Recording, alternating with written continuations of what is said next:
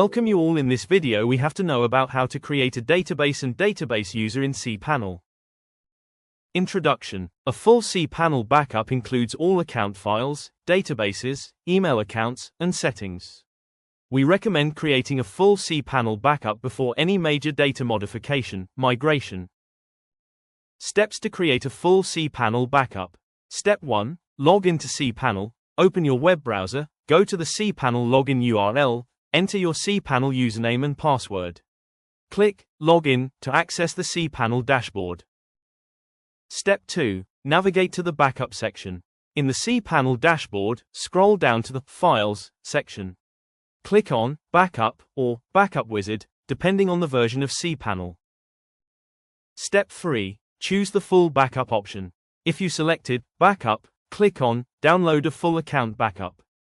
If you choose Backup Wizard, select Backup, and then choose the Full Backup option.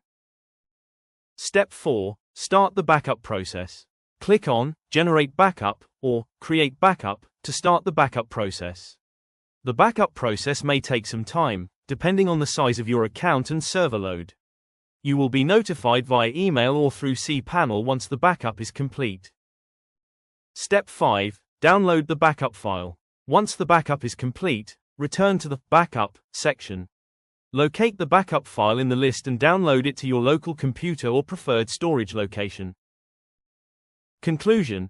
Creating a full cPanel backup is a straightforward process that ensures you have a complete copy of your website and data.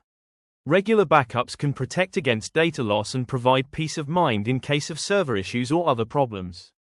By following the steps outlined, you can easily generate and download a full backup of your cPanel account, keeping your data safe and secure. Thank you.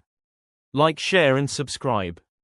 Thanks for watching this video. This video helps you to how to create a database and database user in cPanel.